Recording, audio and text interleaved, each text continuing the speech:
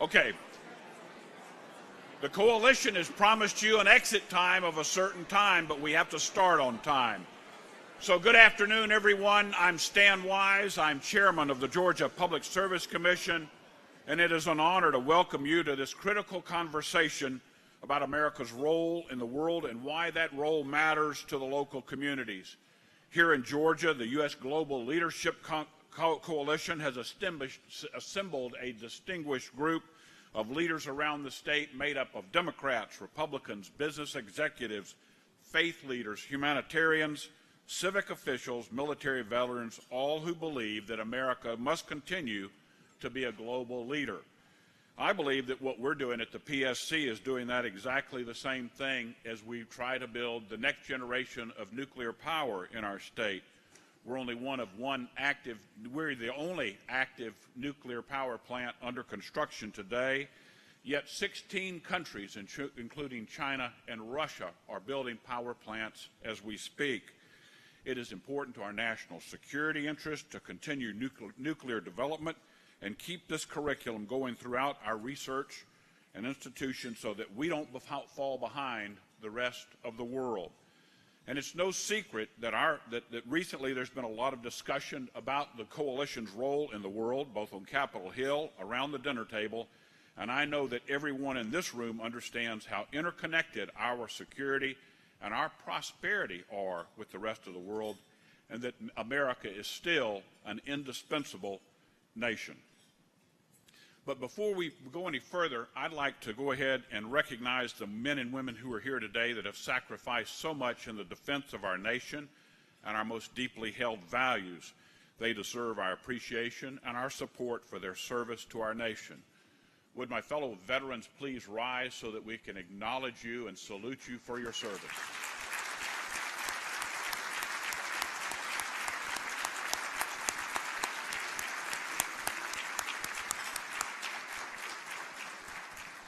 Thank you for what you do and for what you have done here in Georgia and around this country to make this nation great. Now to hear a little bit more about the USGLC's work here and around the country, I'd like to welcome Liz Schreier, the CEO and chairman of the United States Global Leadership Coalition, to the dais.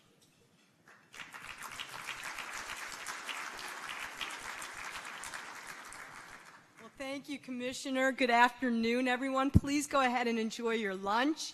I am so thrilled to be back in Georgia, and I want to say a few thank yous. None of this could be possible without so many of you who are part of our amazing Georgia Advisory Committee. It is led by our impressive co-chairs, Governor Barnes, Senator Chambliss, who unfortunately couldn't be there today, but a big shout out to them and to everybody who is on our advisory committee. Thank you. Also, I want to thank our fabulous partners. They're listed on the program, as well as those that travel around the country with us, who are known as our Global Impact Partners. Please take a moment to look at all those that are listed. Without you, we couldn't have made this possible. I am very excited, Michael, General Hawley, to have a chance to be with you on stage in just a few moments, and particularly our honored guest, Senator Perdue. This gives us an opportunity. I said earlier I have visited with you in Washington, D.C., in Cleveland at the convention, but really to be here with all of your constituents, largely so I can thank you along with all of us. Because since day one, when you came to Washington, you brought your business savvy, you joined the Senate Foreign Relations Committee, you immediately said, and you joined a subcommittee to oversee State Department USAID, and immediately say, I'm going to learn. You contributed, and then you led. And you led our mission, which is the USGLC message to build a better, safer world. So on behalf of all of us, thank you. Thank you for being here today, and we look forward to learning from you.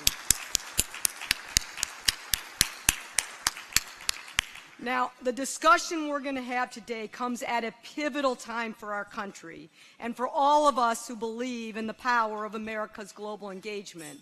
I know I don't have to tell anybody in this room, in our 24/7 hyper-competitive news cycle, every issue is under scrutiny.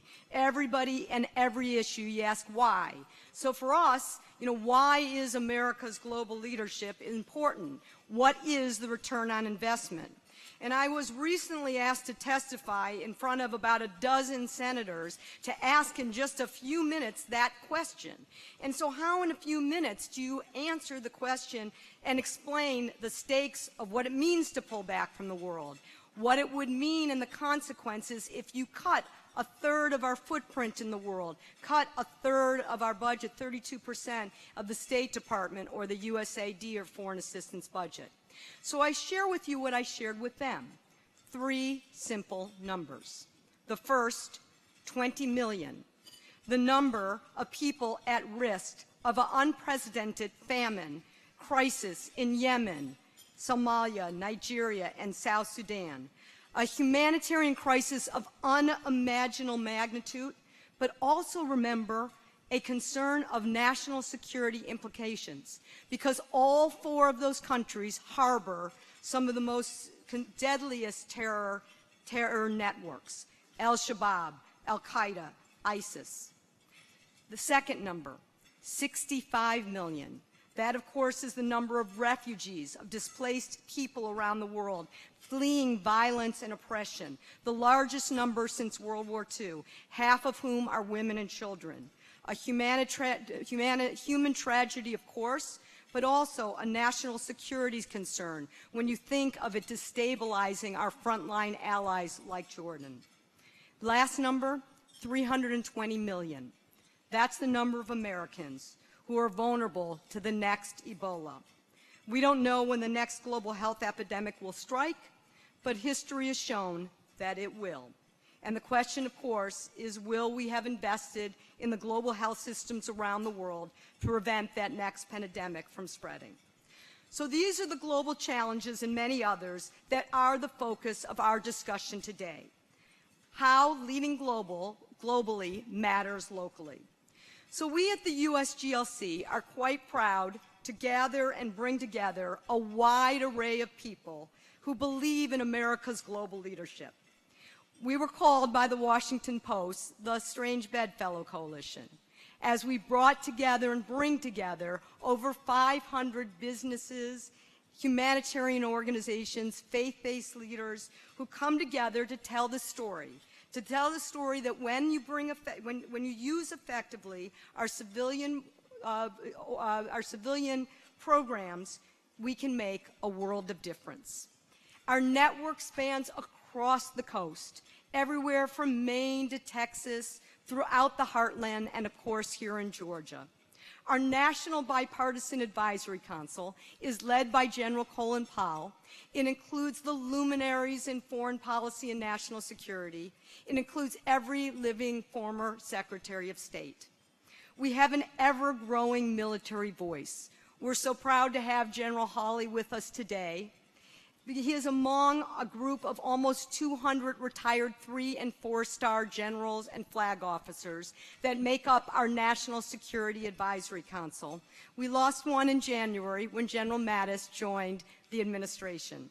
And they are joined by over 30,000 nationwide veterans, so many of whom are here today.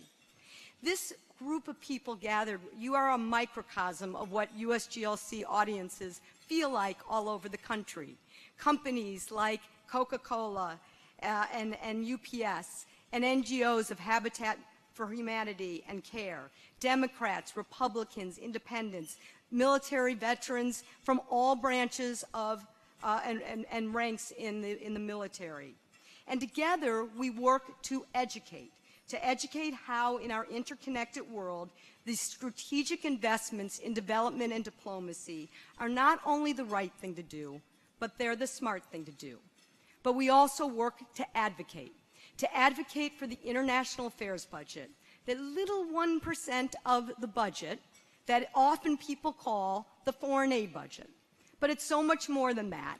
It is our Peace Corps volunteers. It is our diplomats overseas. It is the healthcare workers that were battling the Ebola crisis. It is the programs that work to open up markets for our goods and services.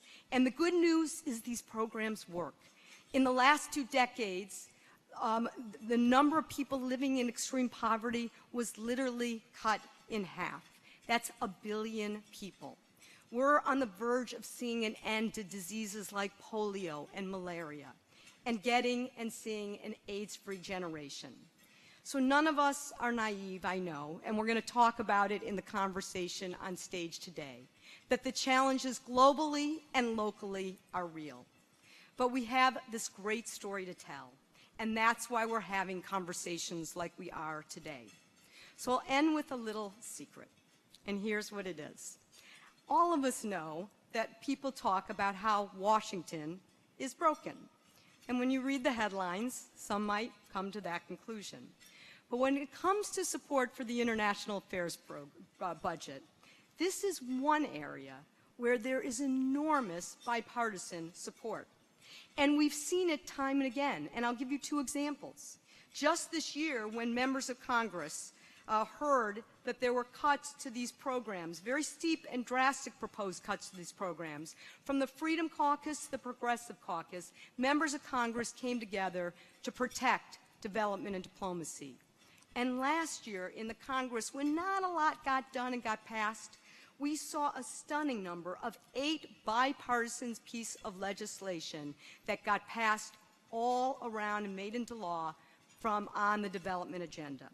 So bipartisanship is sometimes hard to come by in Washington, but it's not hard when it comes around support for the international affairs budget. And especially thanks to both of your senators and because all the people in the room like those today. And if you don't believe me, take a look on your screen and maybe you'll believe the folks that are speaking. Some say Washington is broken. That our country is just hopelessly divided. But let's be honest, people like to exaggerate. No. Yes. The truth is, there's a lot that still brings us together. Both Republicans and Democrats. Democrats and Republicans. A consistent bipartisan effort. To help lift people out of poverty around the world. In the last 2 years, Congress passed significant pieces of legislation that strengthened American global leadership, Advance our economic interest. make us more secure, and champion our values. How about the Water for the World Act? It promotes safe, clean drinking water for 1 billion people around the world. Not bad. Or the Girls Count Act. That's going to ensure that girls around the world are protected. From trafficking and exploitation. Allowing them to get the education they deserve. And that can be game-changing. Together, we crafted and passed the Electrify Africa Act. This bill is a step toward fulfilling America's promise to reach 50 million people in Africa and create 30,000 megawatts of generation capacity. Now that's powerful. That's huge. The Global Food Security Act is a big one. We are tackling the root causes of hunger through America's Feed the Future initiative.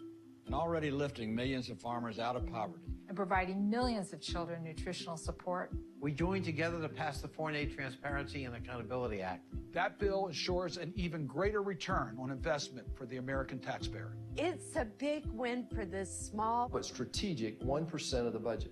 I voted for that. I voted for that. I voted for that. I voted for that too. And so did every one of my colleagues. every Single. One. We even got a little wild. No, not that kind of wild. We got the End Wildlife Trafficking Act into the end zone. That's END. Eliminate, neutralize, and disrupt wildlife trafficking. That law helps cut off billions of dollars. Billions of dollars to the terrorist organizations from the illegal wildlife trade. And we just voted for the End Modern Slavery Initiative Act. A powerful step towards ending sex and labor enslavement for good. That moves more than 27 million people. In 165 countries. closer to freedom. Yeah, I'd say broken is perhaps a bit overstated. We're getting things done for the American people and for the world. Clean water, Rights for women and girls. Energy infrastructure. Food security. Preventing wildlife trafficking. Thwarting terrorists, ending modern slavery. It all adds up. It all serves to make our nation safer. And stronger. I'm not saying we don't disagree on a few things. But at the end of the day, we're working together for our country. To build a better, safer, and more prosperous world. And that is something we can all be proud of.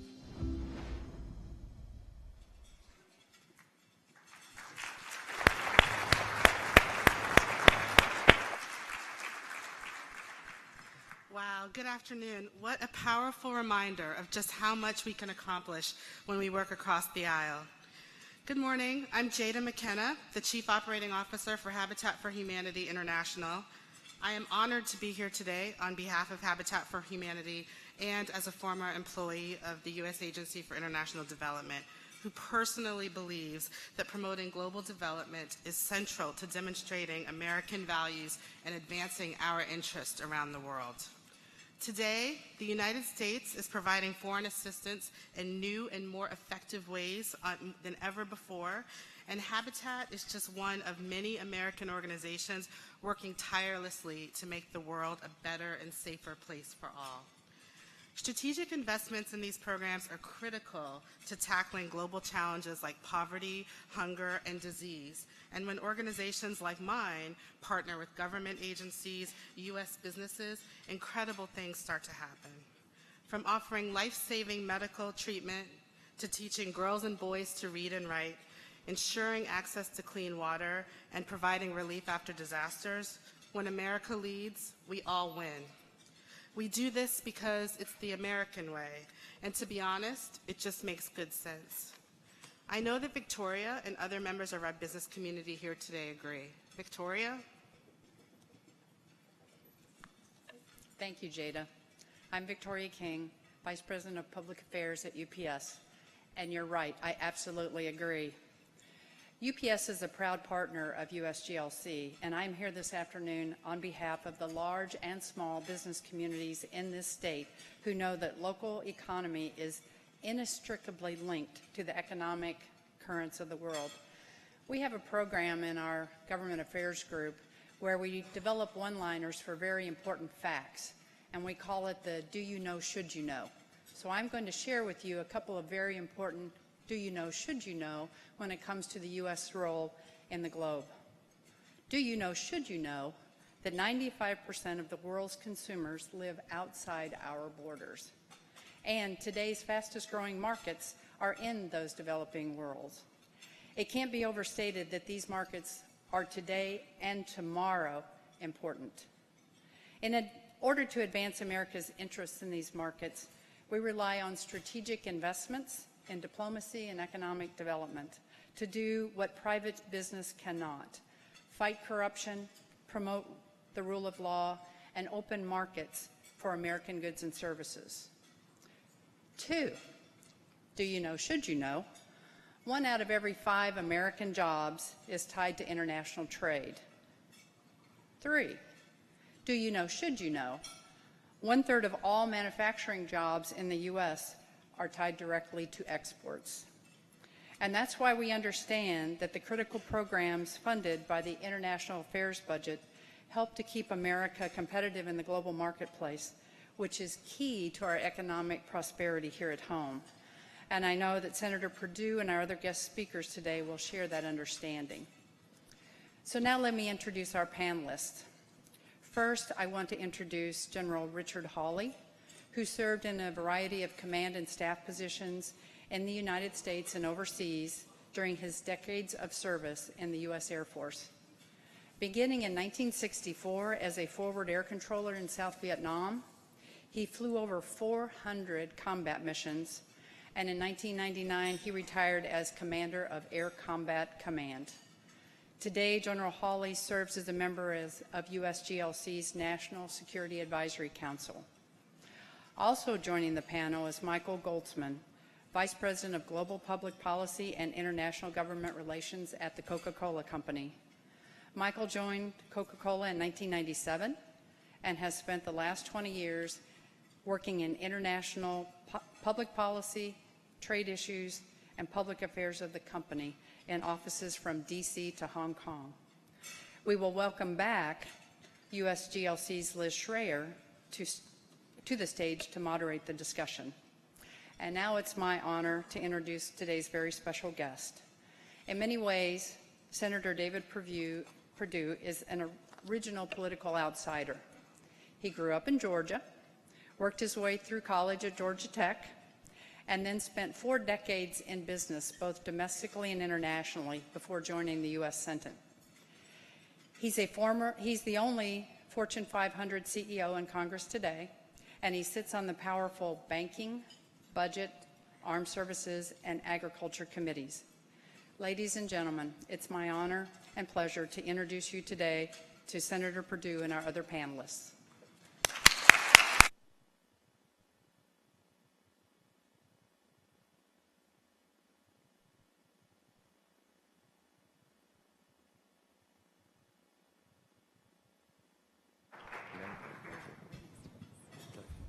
You're in the middle.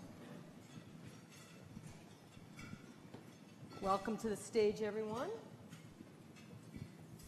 All right, so here's how all of you get to participate. Welcome, Michael, Senator Perdue, General Hawley. For all of you, join the conversation. This has to be a two-way conversation or a 500-way conversation. You can ask your questions. We all, of course, social media is participating. So at USGLC is one way. There are cards on your table. You can write questions, and my wonderful colleagues will run around and then bring them to me.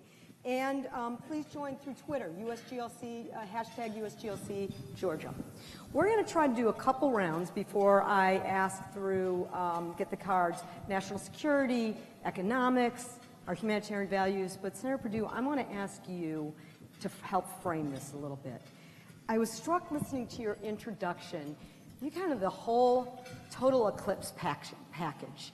The business community. Here's how I'm looking at it. The business community, you do public sector and private sector. And as I said in my earlier remarks, you really came to the Senate, and on the Senate Foreign Relations Committee, you jumped in and you learned, you listened, and you contributed very, very quickly, at least on our issues I watched.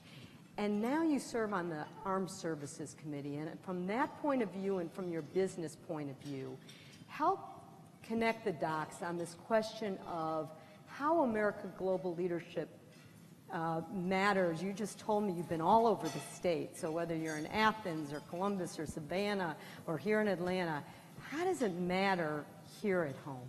Well, you know, I grew up in a military town just south of here, Warner Robins. At that time, it was a Strategic Air Command that the general later commanded. But it was a melting pot of people from around the world. And in my business career, I lived in Europe a couple times, I lived in Asia a few times, and have worked on every continent in the world except Antarctica. And so I have a perspective about what Georgia brings to this equation and why it's important to Georgia, but why it's so critical for the country, for America to lead again. You know, we've got 9 military installations in the state of Georgia. We are the home of companies like CARE, or groups like CARE, the CDC, Humanity. I mean, it is an amazing thing that these great groups are headquartered right here in Georgia. But we also have the port. Our port is the fastest growing port in the country. It also is the only port in the United States that exports more than it imports. We have the busiest airport in the world. We've got companies that are great multinationals like Coca-Cola and UPS who have a heart for this and understand what this means to our state and our consumers and our country. But I think most of all, what Georgia has is our people. I mean, we're a rambunctious group, right? We're very diverse. We're from all over the world. It's a fast-growing state. And I think we understand that this is not an isolated world. If there's one lesson from 9/11 that we have learned, is that you can't protect our national interests from the borders of our country. You look at the Ebola crisis. Look at 9/11. What we've learned in the United States, and certainly here in Georgia, is that this is not only the right thing to do, it's the right thing to do for our country. You know, you mentioned earlier in your opening remarks that global poverty has been reduced by more than 50%. I take great pride in that. I've seen that in my own career, traveling and working around the world. That's largely because of globalization, but also because of we open our markets, our trade agreements, our USAID participation. But you know what? Inside the United States, our poverty rate is the same today as it was in 1965 when we started the Great War on Poverty. This is not just about people outside our country, it's about people inside our country as well. So we've got to establish a stronger base. We can talk about that later, but I think it's absolutely critical for the state of Georgia that we continue to be a leader globally on all these issues. That's great. I want to come back to the economics, but let me pick up on something you started talking about, which is national security. And I want to bring General Hawley into this. There's so many different places we can talk about, but I was struck by this week, there was a lot of conversation about Afghanistan as the president rolled out his strategy. And most of it was focused on the military, but there was one part of the president's speech where he talked about the need to use all the tools of our national security, diplomatic, economic, and military. And you and I have talked about a movie from way back when. How many of you saw Charlie Wilson's War? Remember that movie? So many of you have seen it. And it's a movie about Afghanistan. Charlie Wilson, I don't think he overlapped in Congress. He was a character when you talk about people. And Tom Hanks plays him in the movie, and he supports the rebel fighters in Afghanistan in the late 80s. And at the very end of the movie, the Soviets lose and they leave Afghanistan, and Charlie Wilson goes to his House colleagues and he says, will you give about what would be about $1 million in today's money for roads and schools? And they literally, his colleagues, laugh at him and say, what are you, the congressman? And they don't give them. And Tom Ridge, George Bush's first Homeland Security Secretary, always says to me, what if? What if would the extremists have come? So, General Hawley, you were one of 120 retired 3- and 4-star generals to write Congress and say development and diplomacy is really important. Don't cut these budget items. Why do you care? Why do your military and fellow leaders care about this national security element, this tool of development and diplomacy? It's very simple. The fact is that our efforts in the diplomatic and developmental area help keep us from having to fight wars. And anybody who's been in a war knows that that's the last thing anybody wants to do. We view ourselves in the military as a tool of diplomacy. If you're a diplomat, you've got a toolkit. Part of it is a strong military. It gives you leverage. Wherever you are in the world, it gives you leverage. Part of it is our strong economy. The American economy, the United States economy, is a great lever that diplomats can use to help achieve U.S. objectives wherever they are working in the world. And I think a third tool that people don't talk about is our reputation as a nation that cares about people, that does a great deal for people in the world without asking very much in return. And when a diplomat can go to the table with those three tools, his or her ability to be effective and help implement and pursue American interests around the world is multiplied many-fold. And we'd rather be the tool for peace rather than the tool in extremis that has to go clean up a situation. And by the way, we can never clean it up alone. All the military can do is help stabilize things. And when we get in trouble around the world, it's because of things like Charlie Wilson's disappointment in gaining support after the military victory was achieved, after the Soviets were driven out of Afghanistan, and then we withdrew. Because the military doesn't secure peace. People often say, well, we'd rather do this with diplomacy, or some other crowd wants to go use the military. The fact is we all work hand in glove. And at the end of our job, which is usually to establish a secure environment, if we don't have diplomacy and development to move in, then wherever we are, governance is going to fail. Almost assuredly, it will fail, and that situation will revert as it did in Afghanistan. So it all has to work together, and in fact, it is diplomacy that leads, and the rest of us are just tools. I want to come back to some specific places you were at. I'm going to come back to economics, but let me stay on national security for one moment. I'm struck by, and I would love your perspective, Senator Perdue, sitting on Armed Services Committee. I know you've been to some of the hot spots traveling recently, been to Afghanistan, I think Pakistan. If we had be sitting here 10 years ago, the statistic we would be talking about is 80% of our humanitarian aid would be going to natural disasters. Today, 80% of our humanitarian aid goes to conflict and fragile states. And the world has changed so because of the conflict, fragility. I talked about the famine. I talked about the refugees.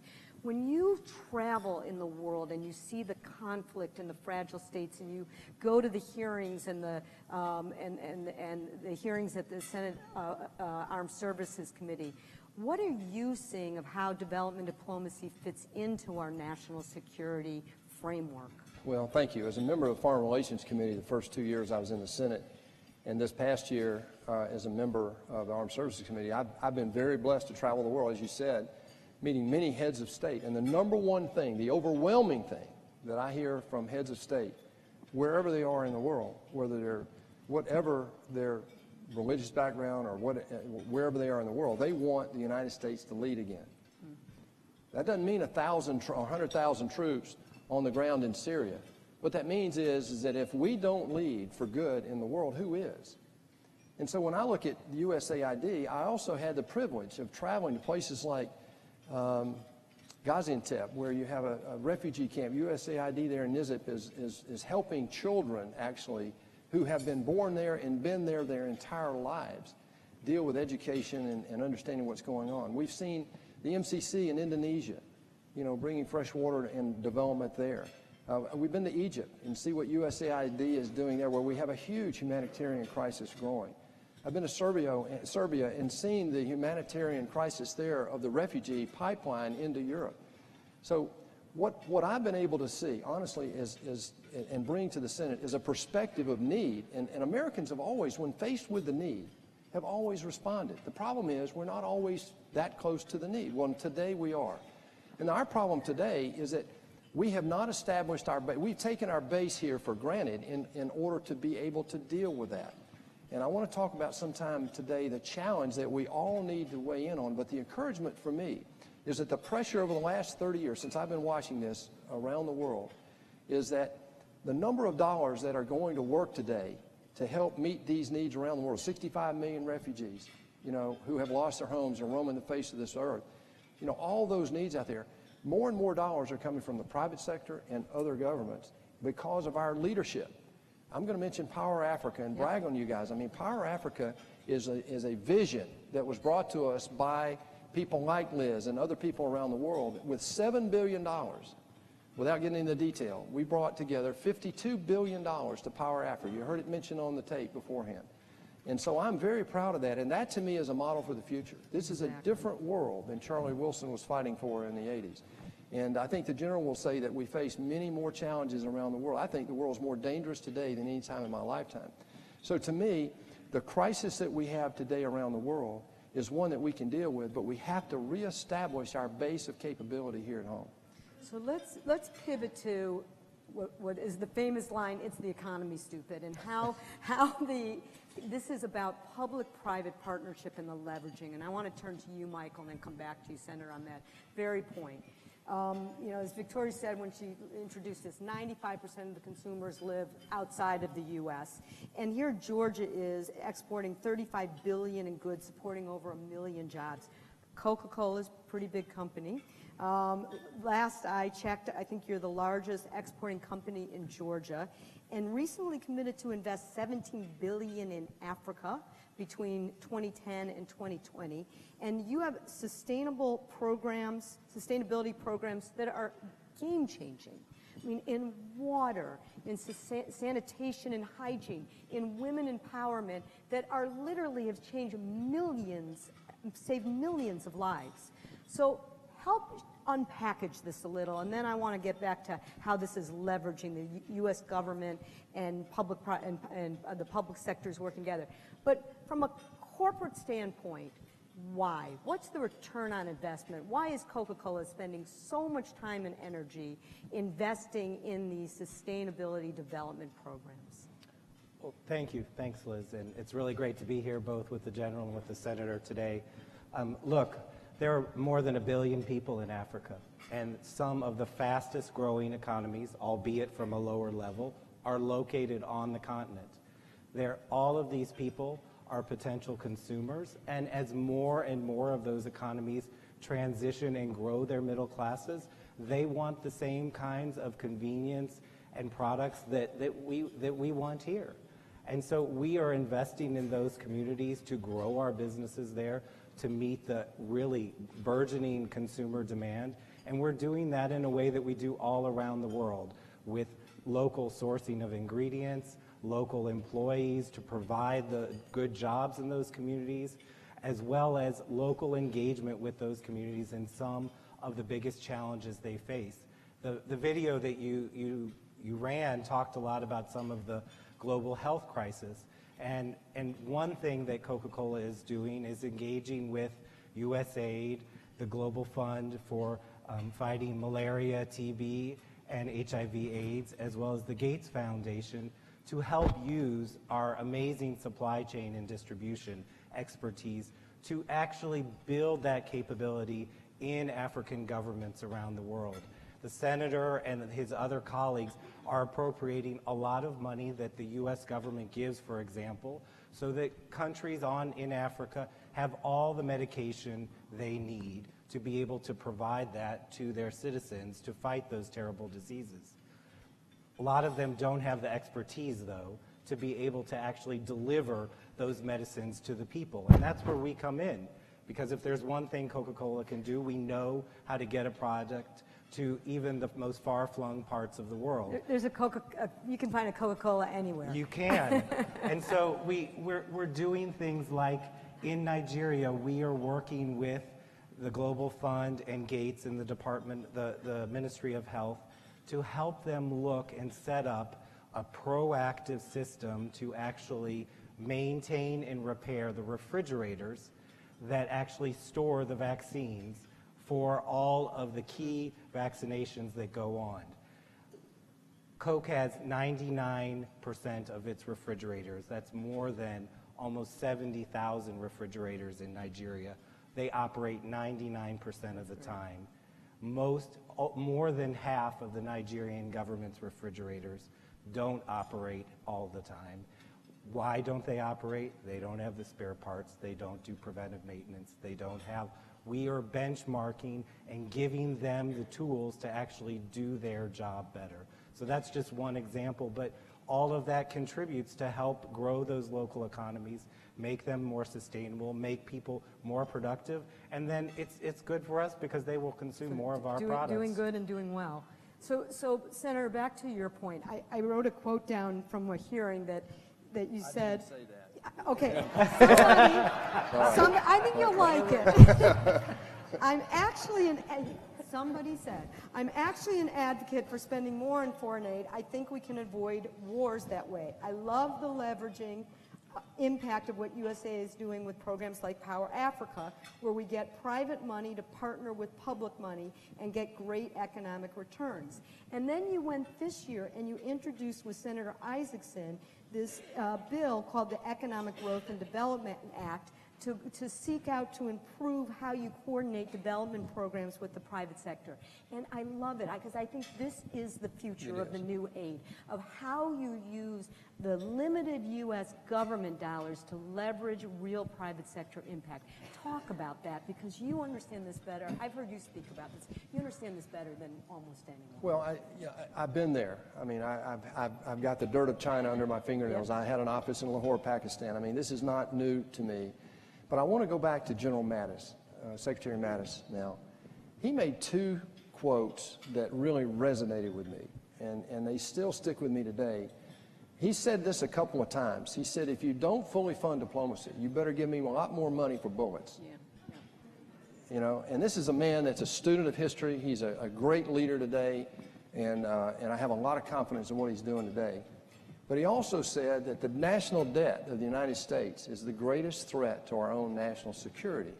Now here, why do I bring that up? Because it answers the question that you're talking about, and that is, we can't solve every problem off of our budget. There's just no physical way to do it. Let me give you an example. In the year 2000, we spent $8 billion running the State Department. I was chair of the subcommittee that looked over and had oversight of state and USAID. That's why. And I was so happy to be assigned to that because of this heart I have for global development. If you look at 2000, just 2 presidencies ago, one Republican and one Democrat, we were spending $8 billion running the State Department. We only spent $12 billion in USAID, $12 billion. Now that's across all agencies, and that's constant 2016 dollars. In 2016, we spent $20 billion running state. That's largely because of security around embassies and the things that we learned from Benghazi and all that, but $20 billion. We spent $34 billion in USAID. Now, $34 billion compared to $12 billion is a big increase, but $34 billion, the world changed after 9/11.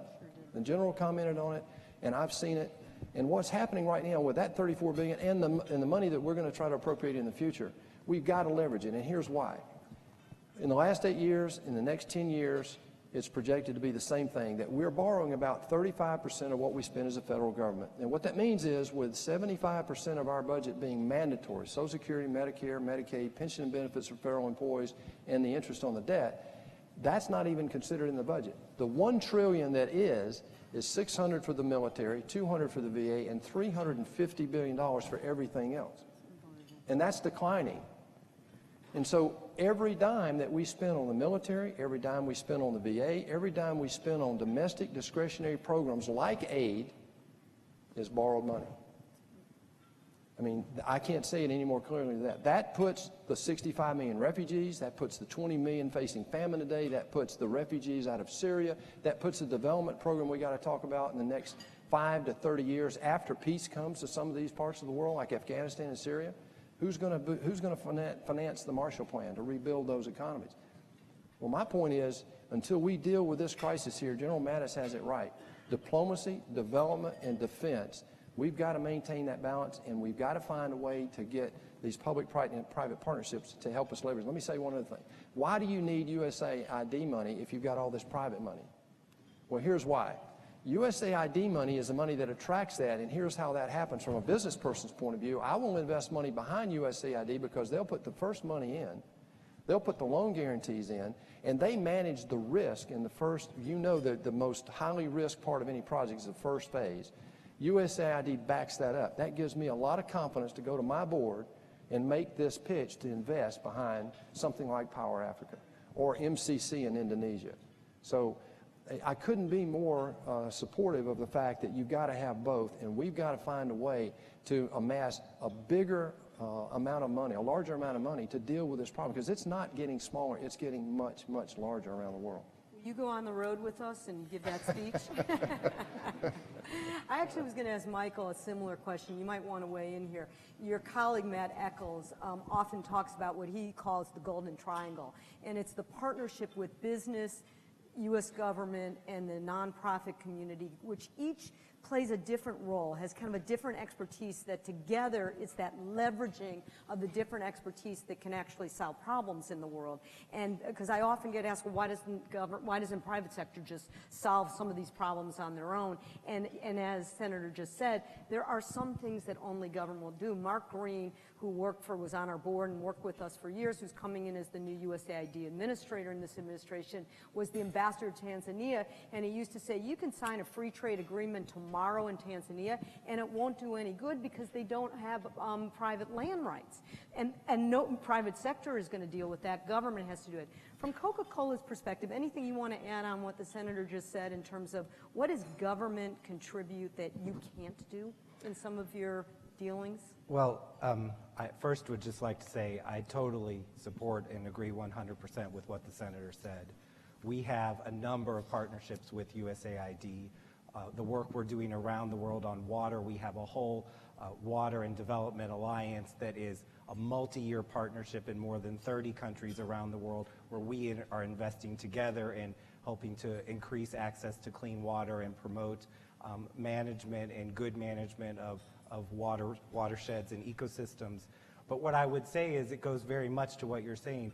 The private sector can invest, we can create jobs, but doing that together gives us leverage, gives us both leverage in the number of people we can impact, but we can't build a regulatory system. We cannot create the rule of law. We cannot invest in making sure that there is really a level playing field. And the U.S. government, working with the U.S. government to do that, is the only way. We can't promote democracy and how people are able to engage productively with their local government. And all of that is what the U.S. government brings to our ability to really create the foundation and the infrastructure that allows us to be successful and actually to invest in those markets around the world. I want to remind everybody that there's cards on the table to write any questions, and the staff is picking them up. Let me give a couple real-world examples to get your impressions on, and one, General Hawley, that I think is familiar with you. During your time in the Air Force, you served in many nations, but particularly spent some time in Iraq. We are just seeing the city of Mosul recently liberated from ISIS just last month.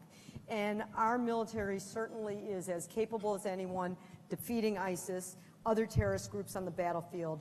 But now we got the challenge. Hard power, time is moving on, and it's time to make sure that we defeat the violent extremism. And you gave, kind of the big 30,000-foot view of it, but get in a little deeper. And the economics and jobs is part of this. So help us see how development and diplomacy in a place that you know really well, how do we make sure Mosul stays in the peace camp? Yeah, well, as everybody has seen, not so easy. the conflict centered around Mosul recently, and Mosul is now a destroyed city in large part in many sectors. This is not unlike Charlie Wilson's Afghanistan. If you leave, and you leave that destruction behind without filling in with aid, development, diplomacy, finding a way to help people who come back to Mosul find a productive life, find jobs, resume their businesses that they had. There is no big business in Mosul. Mosul is a cluster of small businesses. You've got to find a way to help those small business people come back, the merchants who were the livelihood, the lifeblood, the vibrancy of a city like Mosul. And it is a particularly difficult problem in Iraq. Mosul is largely a Sunni city. It is now in a country largely governed by the Shiite majority. In that part of the world, the Shiite-Sunni split is everything. And if you don't understand that and find a way to deal with it, and find a way to deal with it productively, you're not going to have a good outcome. And so it's enormously important that we as mediators can come in and help with that, bring those people together, reestablish the rule of law in Mosul. You mentioned the rule of law. It's incredibly important to being able to move forward with economic development. I think Senator Perdue would agree. If you've got a lawless society, there is not going to be any economic development. We can help with those things. We can help the Iraqis help themselves. And then if we stay, if we continue, if we persist to help establish good governance in that place, then the sacrifices that our military and the Iraqi military made to rid them of the plague of ISIS will have a payoff. Otherwise, there's a great chance it will be wasted money and treasure and blood. And that would be a sad thing. So this effort that I support, so many of my colleagues support, is the key to turning military victory into political success. So both prevention and what happens after. Another one that we're getting a lot, I'm already getting a lot of questions, and one is on American competitiveness. And particularly in Africa, it's not just Africa, but that's the question of it, with China. So we see China's One Belt, One Road. This is going to go to Senator Perdue, but Michael, you might have some thoughts too. And one of the things that we're seeing is in the last decade, China has increased development assistance in Africa by 780%. You can't go any country almost and not see whatever the latest that they built. Are we doing enough with our development and diplomacy to make sure that America companies are having a fair playing field? You mentioned it already, Michael. The answer is no in Africa. I think Michael testified to that in one of our hearings before the Senate Subcommittee on USAID and State Department Oversight. He testified last year, I think it was, that about this. Let me talk about China just a minute. Yeah. Last time I was in Nairobi, in the Sheraton Hotel, downtown Nairobi, I think I was the only, I'm pretty sure I was the only American in that hotel. The rest of the hotel were Chinese. And you see that all over, whether it's in Cape Town, Cairo, Ethiopia. it doesn't matter. Now, the Chinese approach this idea of development in an entirely different way. they don't have a public-private partnership interest. This is a Chinese interest. Let's be clear. They take equity when they build infrastructure. They take operating responsibility. They don't employ locals. They send Chinese nationals into these markets. And let me tell you something. That's a short-term gain and a long-term liability for the Chinese, in my opinion, because there's a growing sense of resentment by local people who are unemployed in those countries. I've seen it myself personally. This didn't just start last year. I was working in China in the late 80s and the early 90s when China was really coming out. And Lee Kuan Yew talked about 4 ways that China could come out the way Singapore did. And this is how simple it was. Lee Kuan Yew, who was a premier of Singapore for many decades, talked about you have to have clean, potable water. You have to have cheap electricity, cheap power. You have to have an educated and trained workforce, and you have to have infrastructure. Well, guess what the Chinese are doing? All 4 of those things. And they're buying up and setting long-term contracts for all rare metals that we use in all of our high-tech equipment now in the military. China has a dominant position in those future countries. So I'm very concerned about the United States losing the ability to influence the political and social debate in Africa. Now, let me tell you why. We don't get credit. USAID has an infrastructure in Nigeria. You mentioned Nigeria. Well, they have this infrastructure to eradicate polio. But because that infrastructure was there, they never realized that that could be useful if a pandemic happened. But when Ebola happened, the reason Ebola was controlled so quickly over there was because of that infrastructure that had already been invested in over decades in Nigeria. The Chinese didn't have anything like that. The Americans did. Now, here's the problem. The ugly American got no credit for that. Right here in the United States, we sent an airplane. At that time, it was the only one capable of being sent. It was right here from north of Atlanta. It went over there. It picked I think it was a physician that was infected the first time, and put him in the plane. And this plane was built for this single purpose. Brought it back, put him over in the CDC. At that time, it was the only bed unit capable of doing that the way they did it. And had that not happened, this pandemic could have exploded around the face of the earth. So we don't get enough credit against the Chinese in Africa for what we're already doing. Michael, did you want to add anything since you testified? I just would second what the senator said, that the Chinese send a whole workforce with them to build buildings.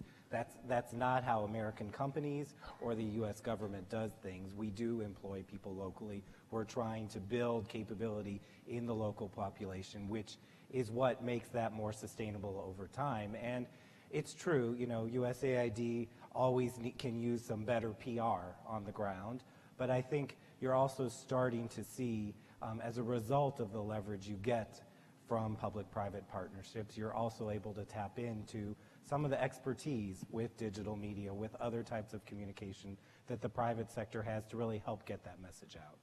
So I'm going to go to another part of the world. We have a lot of questions about North Korea. So you can choose who wants to pick up on it. It's in the news a lot, and the question is, are there any hopes for a diplomatic solution? How important is the State Department in resolving the crisis on the Korean Peninsula? And I will assume that the 2 gentlemen right to my right might want to touch upon that. Well, there's no other solution. There is only a diplomatic solution. Nothing else would solve the problem. It might create a much worse problem. So the issue is, how do you get to a diplomatic solution? And I would just echo a lot of the things that have been said already. You do it by using the leverage that our diplomats need in order to achieve outcomes like peace on the Korean Peninsula. I'm encouraged a little bit because I think we know that we and China, who has the most influence over North Korea, share a common interest that's very important to both our countries, and that is the denuclearization of the Korean Peninsula. And if we can continue to demonstrate to the Chinese and to the North Koreans and to our allies, specifically Korea, South Korea, and Japan, that we are in this to solve it, then I think we might get there. But it's going to take persistence. It's going to take a continued patience on the part of all of us who are out in the grand American public voting for people like Senator Perdue. You can't expect an instant solution to very complicated problems like this. But if we continue to demonstrate to the Chinese that the risks are high, if they fail to intervene in pursuit of that common interest, I think eventually we'll see things change. Whether you can see things change in North Korea absent that, I have my doubts. I was in Korea in 1986, and nothing has changed in the intervening decades. In 1986, the North Koreans were doing everything they could to provoke problems. I think that was when we had a tree-cutting incident, and everybody thought we were going to go to war. It's been a continual evolution since, but there's been no change in the North Korean regime's view of how to maintain themselves in power, and that is to hold the rest of us at risk. So it's got to be a diplomatic solution. It's got to involve China, South Korea, and Japan, and to an extent Russia, because Russia also has a stake in this. And with persistence, patience, and dedication, I think we can gain the influence we need to get there eventually. Thank you.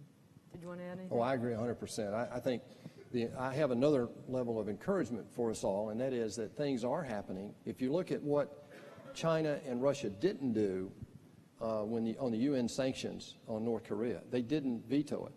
That's a huge step, huge. And I think that comes out of engagement. When Tillerson went to Moscow and when President Xi came to Washington, I know for a fact that was a topic, and that UN vote was coming up, and that we needed them to abstain, and that's exactly what they did. And now we have those sanctions. But here's the danger in that. If our economy doesn't fix if we don't fix some of the financial problems in the United States, the use of sanctions, which is another form of diplomacy, it will become less and less impactful. And so we have to be a leader in the rest of the world to make the aggregate impact of sanctions and diplomatic efforts. It can't just be the United States. It's got to be pressure from England and France and Brazil and other countries to make sure that the right end result. Now, here's the problem. The shadow banking system and the technology that's now used to move money around the world is what makes those sanctions tough to have teeth like they did 20 years ago. So the coal contract between China and North Korea was ended. Well, money's still flowing through the shadow contract. So I had an apartment in Busan for years, and I watched South Korea develop from where North Korea is today, post the 1950s, to where it is today. South Korea is a juggernaut. I mean, it really is. The cables there are just all powerful. Some of the best companies in the world, best led companies in the world, are in South Korea. There was a company called Kukje, had 26,000 women working for it when I was there. They educated the women grew out of that, got jobs in the government, and it was a great, it was supported, by the way, with international aid at that point to educate and treat health care for women in South Korea. And South Korea was not, let me say this, at that time, not a bastion of humanitarian treatment toward women. Oh, no. I'm sorry. You mentioned Ebola, and you mentioned the Nigeria example, and I wanted to pick up on that. We haven't talked as much about the humanitarian values, which is, you mentioned in your opening remarks, such an important part of who we are as a nation. And when we watch the Ebola crisis unfold, there's no question that had Nigeria broken out, it would have been a catastrophe, and at a scale that none of us could have even imagined. And the three countries that were impacted were countries that we had not invested as a world, and certainly as the U.S., in helping invest in those health systems. And one of the questions I have, and any of you might want to answer, certainly Senator Perdue, you might want to kick it off, is whether there is that political will to invest in health systems, which is kind of a complicated thing when we think about what takes up the news these days. And yet we know how important it is. And we saw it unfold in pandemics. We have CDC right here in Atlanta, and I know they work on thinking about this each and every day, and the impact of it could be so great. And my question is, how do we do that? One statistic that so struck me is on the famine today, 20 million people suffering from famine. Most of the people in this room probably walked in knowing this, but there was a poll that was recently done that showed 85% of Americans were unaware that there was a famine of that magnitude, because it's hard to break through the news. So my question for the panel is, do we have the political will as a country to respond to these humanitarian crises before they happen? Before they happen. We're a very generous society. Haiti, more people responded, more households responded to Haiti than watched the Super Bowl. But then we lose a little attention. Yeah. So are we there? Americans, I've said this all my life, I think, but particularly after the last decade or so of my life, I've watched Americans deal with crises, and I'm a history nut. Americans always deal with crisis better than any other country in human history, I believe. But you say 85% weren't aware that 20 million were in famine. I think, if you did a poll today, 80% of Americans, when they did this, they thought Lincoln played second base for the Yankees. So I'm not sure that's a meaningful stat anymore. Fair. But your point is well taken, and that is that the humanitarian dimension of this is very real. Look, we should have learned from 9/11 that isolationism doesn't work. We saw it in the teens, we saw it in the 30s. It just doesn't work for us. I mean, we didn't ask for this. I want to make sure everybody understands this. Nobody came to America because we asked to be the leader of the world.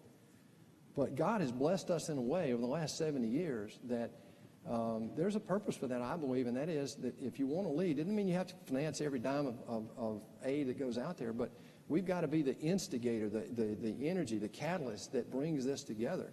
That's what these leaders of the countries that I've visited are saying. That's what these companies are asking for. Coca-Cola's got a great group of people in Cairo, in Egypt, and they're trying to do economic development there, not just for their own products, but to deal with the humanitarian crisis of the refugees. There's 6 million refugees in Egypt. In Jordan, 8 million people. They've taken in 3 million refugees. That's the equivalent of the United States bringing in over 100 million refugees. There are countries around the world that are struggling right now, and our ability to help them is the only hope they have. And it's not our military. If you ask for the biggest supporter of USAID, I promise you it's the generals. It's not just the 120. It's the active duty generals today trying to deal with this kinetic threat that we face today. And they realize that whether it's Iraq, Syria, Iran, Cairo, Nigeria, that we better get in there, and it's the humanitarian dimension. Americans, I said it earlier, Americans, when they're confronted with a need, never, ever walk away from it.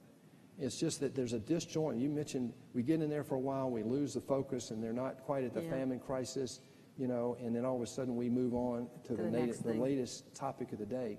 And we've got to fight that. That's why your organization is so critical, and why what you people do here is so critical to help us face that battle, because that $34 billion is not a lot of money in the bigger sense. Right. But it's huge when you talk about it's all borrowed. And when you get to that perspective, now you have to face the political reality that we're going to have to do some things or we have to not do some things that we're doing today in order to do the things we want to do. In other words, I believe that because of our intransigence, we've lost the right to do the right thing financially. We've lost the right to do the right thing. And we've got time to do it. We've got the resources to do it. The rest of the world needs us to do it. And I believe it can be done. I think the political will will be getting there to do it. So, Michael and Matt, you speak a lot about this. You've testified in front of the Senate and House. You speak about this. You travel around the world. What's the best case to make from a business point of view about why America needs to be engaged in the world? You talked about it a little bit at the beginning of it. But here we are in Georgia. One of the questions on Twitter was over 14,000 Georgian companies export, and the Savannah, the Senator talked about at the beginning of his opening remarks, Savannah has the 4th busiest port in the U.S. How does government investment in these programs help ensure we remain strong exporter nation? There's a trade pushback in this country we've seen in the last year and a half in particular. What do we say? How do we break through? Everybody in this room probably is here because we already have walked through the door because we care about America's engagement in the world. But we could walk in a different room and we'd probably be up against some people who may not agree with us. What do we say? Look, I think Victoria gave a number of examples. I think the first of all is realizing for global companies like Coca-Cola, yes, we are heavily invested in the United States, and everything that you can buy and drink from Coca-Cola is made here in the United States. But the United States only makes up a portion of our global sales. And in fact, more than 80% of what we sell globally comes from outside the United States. That works. So if Coca-Cola is going to continue growing, we have got to grow in those international markets. And frankly, as Victoria said, just like for UPS, for Coca-Cola, 1 in 5 jobs at our corporate headquarters is connected to our international business. If we don't keep growing that international business, then our company does not continue to grow. And to just go back to your question about are we ready to invest in, health delivery systems and the sustainability of that, we have to realize that this type of work is difficult and takes time, and we're not asking, and we don't want, frankly, because we as taxpayers don't want to just go do this for other countries around the world. That's why what the Senator said about public-private partnerships makes so much sense. If you can't find your medicine when you go to your clinic, then it's not effective as to know that the government has it. That's why when we engage, that's why how we can share our expertise. Before we started working with the government of Tanzania, 1 in 2 times that you went to your clinic, your medicine wasn't there. Today, 8 in 10 times you go to your clinic, your medicine is there. Not because Coke knows anything about global health, but we know about route to market, and we know how to help the government figure out to build their capability so they can make sure that their product, those medical supplies and medications, are where their patients need them, just like we know how to make sure our beverages are where our consumers want them. Yeah, I have to say, when we travel all over the country, I am amazed at how many small businesses who are exporting and are interested in trade from literally every small town that we go to. We find not quite the story of probably Coca-Cola's in terms of scale, but it's the same story. We have a lot of questions on Afghanistan, so let me share one of those. The President's speech on Afghanistan this week noted, and it was similar to what I had said earlier, that we need all our tools of national power.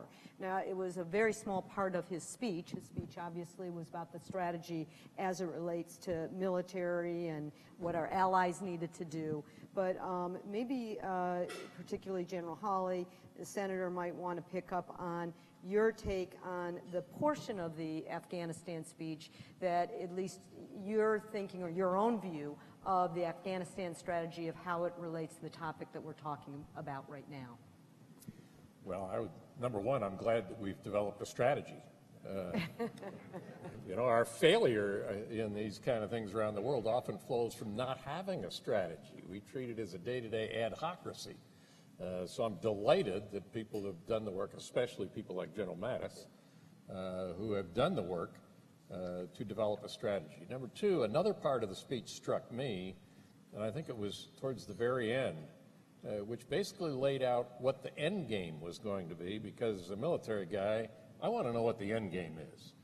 That tells me what I'm working for, tells me a lot about how I can get to it. And the end game was a diplomatic solution. It was finding a way to get the Taliban to the table in Afghanistan. Now, that's a little noted part of the speech, but to me, it was the most important part of the speech. And the second most important was using all the tools that we have available to us.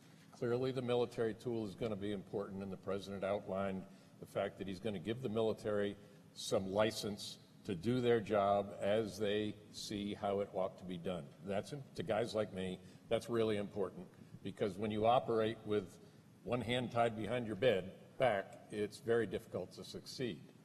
But also the diplomacy with our allies, with the various factions in Afghanistan. I mean, if you know Afghanistan, I think, Senator, you do, you've got the various tribes. It's a tribal society. This is not a society that's organized the way ours is. And so the ability to work across those, try to bring them together, is very important. The economic development. Keep in mind, this maybe not now, but a few years ago, it was the greatest exporter of opium, poppy products in the world. They're dependent upon this. How you approach that is very important. So putting those together in a way, and then my dimension, I think you said it, we're a heartfelt nation.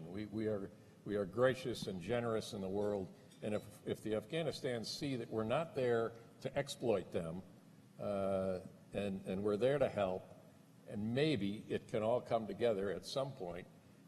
It's hard to be optimistic when it's a religious-based dispute, as this one is, with the Taliban taking a very extreme position and others trying to find a moderate middle.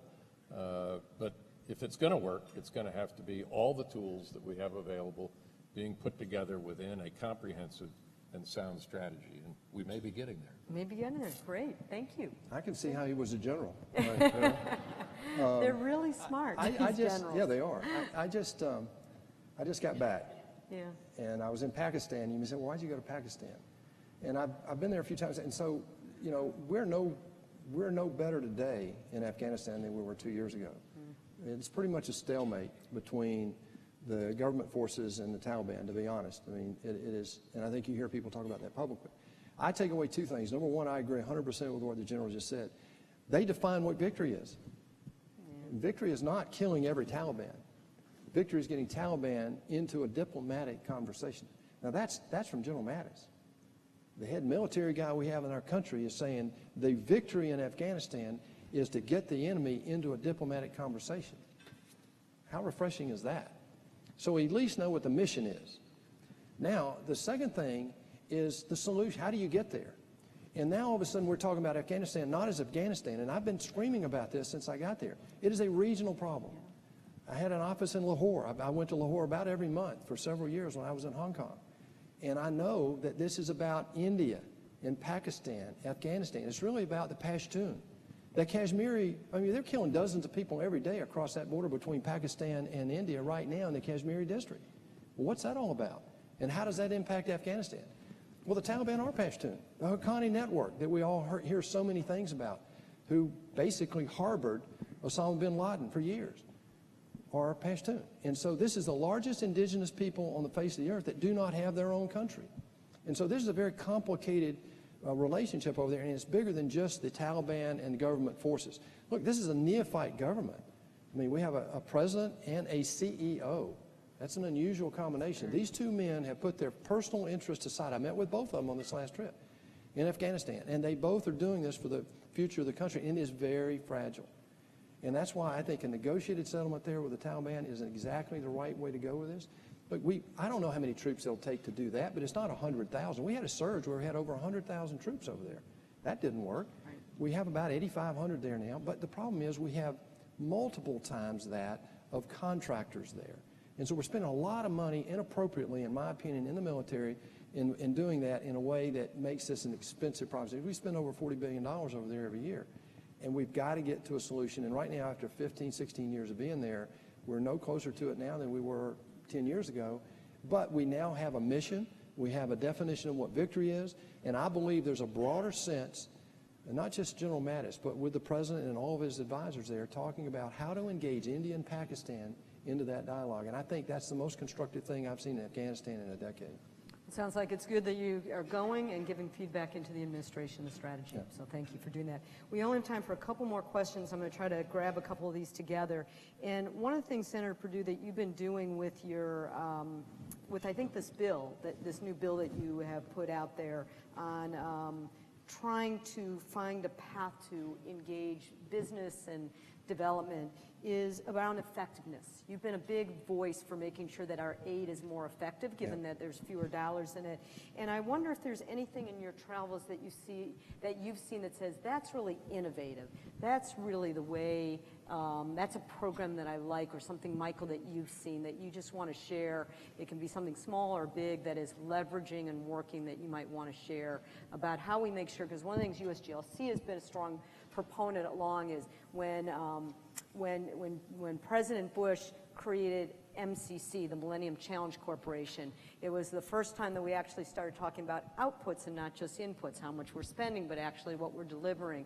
And we really praise the next administration that Jada was a big a leader in, of taking our agricultural programs and Feed the Future, of saying we're going to take those ideas from benchmarks and accountability and monitor evaluation. We're going to bring them into our food security programs. And we're really excited to work with the new administration, with Mark Green, of trying to bring some of those same programs into scale and impact. And I'd just be curious if either of you have something that you would want to share. I think there's a bunch of questions around that innovation and impact. Very quickly, Michael testified this again last year. We should have just taped that interview. You should have just done about your testimony here. We'll pass it around. We'll put it on our website. Senator Isaacson has been a very strong proponent of this, as I have, that you've got to have accountability and measurement. How do you know it's effective? And so how do you know where the money goes? And is it going to the right priority? Our future financially in America is all about priorities. We're going to have to make decisions about whether we buy bullets, why we do diplomacy, where the money goes to aid, whether it goes to health care. We have to make some tough decisions. That's the reality of where we are. MCC is an effort that brings that accountability. It qualifies governments across social issues, political issues, all the things that we think are important. It gives the American system or the American influence. If we're going to put money out there, we want to have some influence around how that world develops. If we don't do that, imagine Putin as he takes over Syria for those 2 bases at Latakia and Tartus. Imagine what values he's going to bring to Syria. He didn't care about those people. And so I think MCC is a great shining light about an example. And I know USAID has a priority-based system, but you can actually be decertified as a country now in terms of getting aid. I think that's encouraging. Great. I would just add to that, what I really love about MCC is it has the ability to invest over a longer term. The USAID budget has to be approved every year.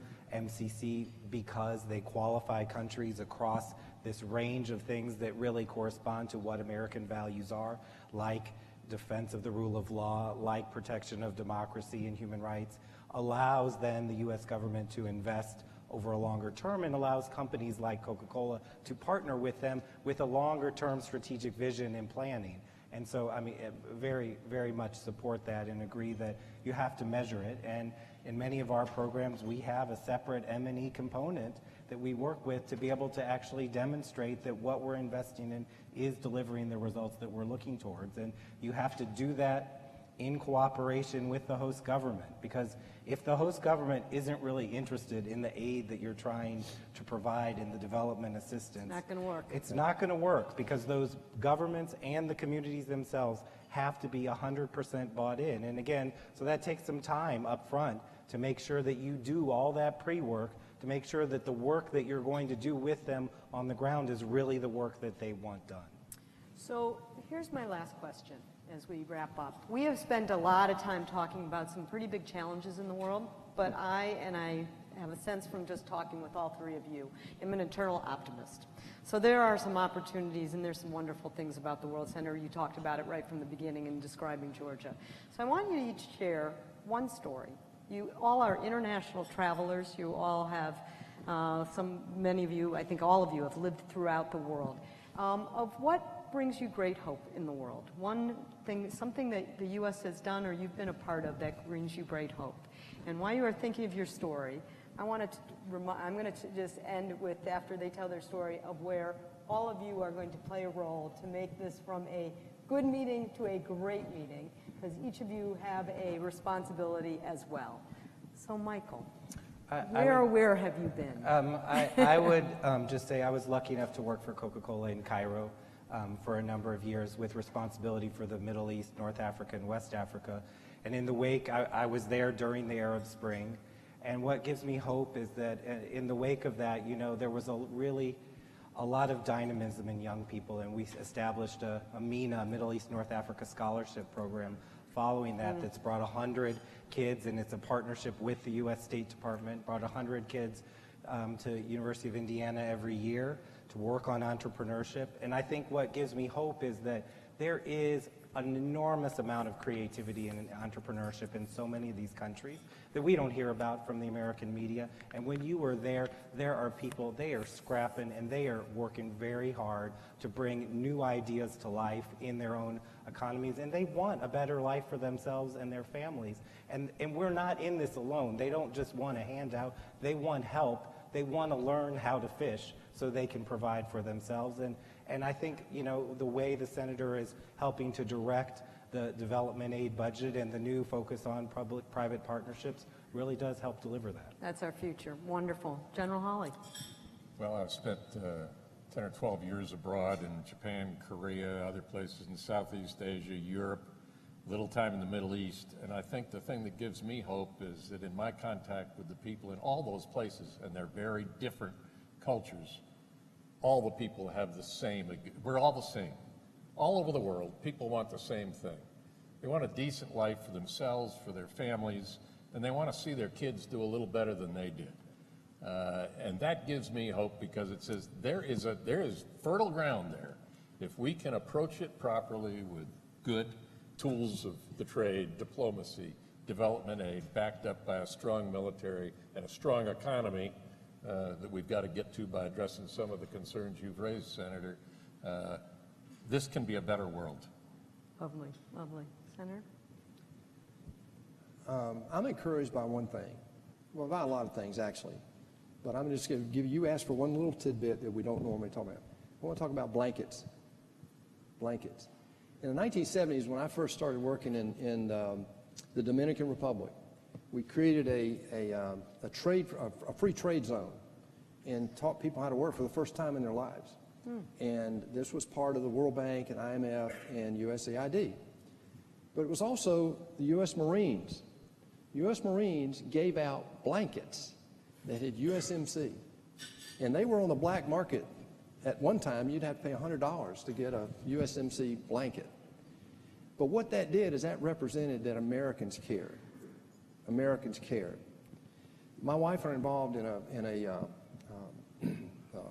an orphanage outside of Port-au-Prince in Haiti. Just happens to be on the same island, two different worlds.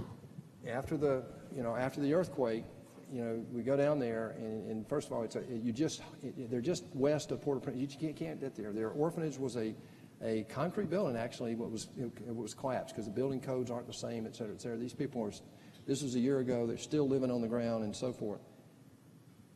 These 6- and 10-year-old kids are still using U.S. Navy blankets.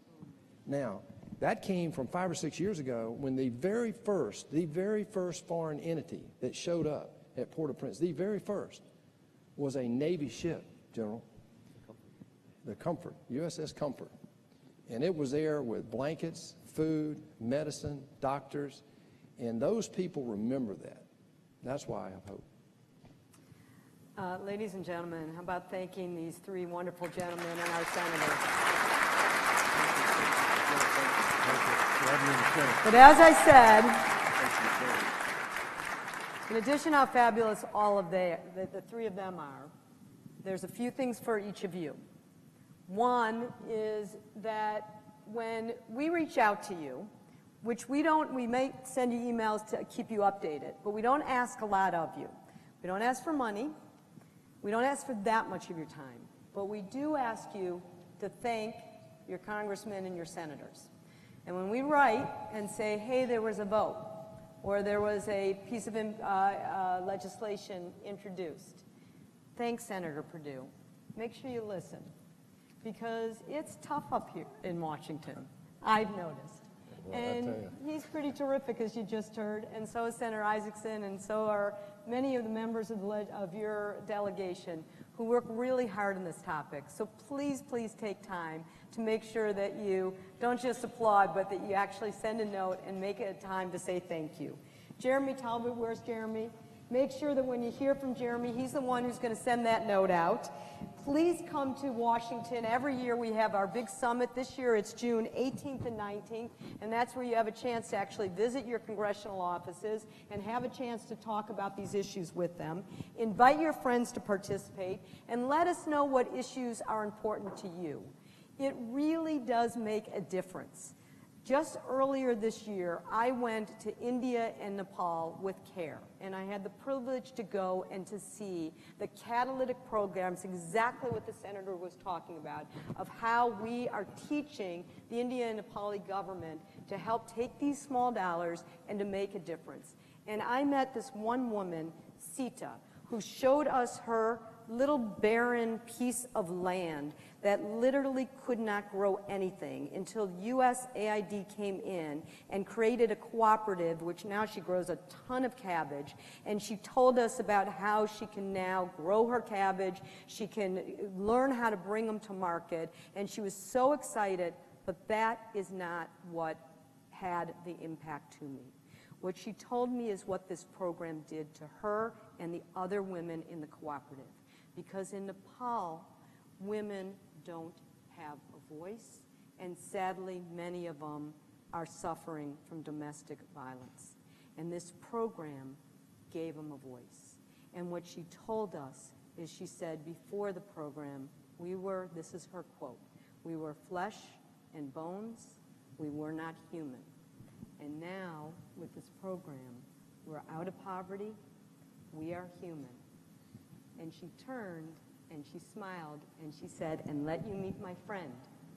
She's running for public office. Ladies and gentlemen, thank you for being with us today.